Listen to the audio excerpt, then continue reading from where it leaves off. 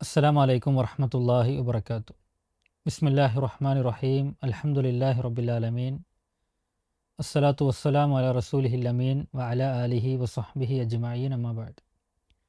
പ്രിയം നിറഞ്ഞ സഹോദരന്മാരെ, സഹോദരികളെ, പരലോകമെന്നുള്ളത് നമ്മുടെ ജീവിതത്തിൽ ഏറ്റവും ഭയത്തോടു കൂടി നമ്മൾ കാണേണ്ട ഒരു ലോകമാണ്. അവിടുത്തെ കാഴ്ചകളും അവിടുത്തെ അനുഭവങ്ങളും ഈ ലോകത്തിൽ നിന്ന് വ്യത്യസ്തമാണ് എന്ന് പ്രമാണങ്ങൾ വളരെ കൃത്യമായി നമ്മളെ പഠിപ്പിക്കുന്നുണ്ട്. പ്രവാചകന്മാർ പോലും പേടിച്ച് നിൽക്കുന്ന, ഭയപ്പെട്ട് നിൽക്കുന്ന, അങ്ങേയറ്റം ഭീകരമായ, നമുക്കെല്ലാവർക്കും രക്ഷപ്പെടണമെന്ന് ആഗ്രഹമുള്ള ഒരു ലോകം. ആ ലോകത്തൊരു കാഴ്ചയെക്കുറിച്ച് നബി കരീം സല്ലല്ലാഹു അലൈഹി വസല്ലമ പറയുന്നൊരു സംഭവം അനസ് റളിയല്ലാഹു അൻഹു റിപ്പോർട്ട് ചെയ്യുന്നത് നമുക്ക് കാണാൻ സാധിക്കും. ഒരവിശ്വാസിയെ പരലോകത്ത് കൊണ്ടുവരുമെന്നാണ്.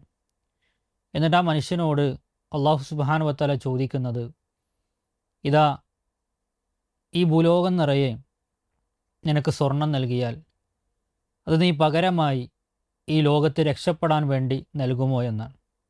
ആലോചിച്ച് നോക്കിയേ, എത്രത്തോളം സ്വർണമെന്നത് അല്ലെങ്കിൽ ധനമെന്നത് വിലപിടിപ്പുള്ളതായി നമ്മളെല്ലാവരും കാണുന്നുണ്ട്. എന്നാൽ അത് എത്ര കൂമ്പാരമായി കിട്ടിയാലും, അതെത്ര വലുപ്പത്തിൽ നമുക്ക് ലഭിച്ചാലും, അത് നാളെ പരലോകത്ത് രക്ഷപ്പെടാൻ വേണ്ടി നൽകുമോ എന്നാണ് അള്ളാഹു സുബ്ഹാനഹു വ തആല അവിശ്വാസിയോട് ചോദിക്കുന്നത്. ആ മനുഷ്യൻ പറയും, തീർച്ചയായും ഞാനത് നൽകാൻ തയ്യാറാണ് എന്നാണ്.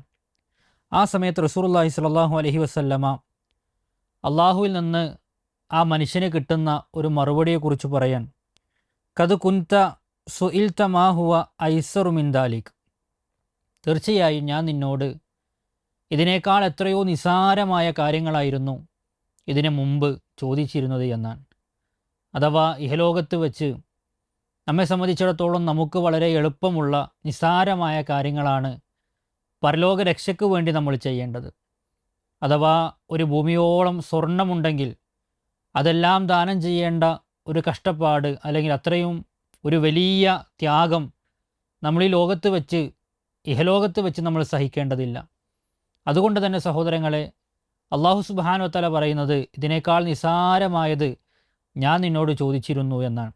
അതുകൊണ്ട് അള്ളാഹുവിൻ്റെ വിധികൾ, അവൻ്റെ വിലക്കുകൾ, അവൻ്റെ ആജ്ഞാനിർദ്ദേശങ്ങൾ കഴിവിൻ്റെ പരമാവധി ജീവിതത്തിൽ പാലിച്ച്, അള്ളാഹു നമുക്ക് നൽകിയ അനുഗ്രഹങ്ങൾക്ക് നന്ദി കാണിച്ച്, അള്ളാഹു നമ്മോട് പറഞ്ഞ ഇബാദത്തുകളെ കൃത്യമായി നിർവഹിച്ച് മുന്നോട്ട് പോകാൻ നമുക്ക് സാധിക്കേണ്ടതുണ്ട്.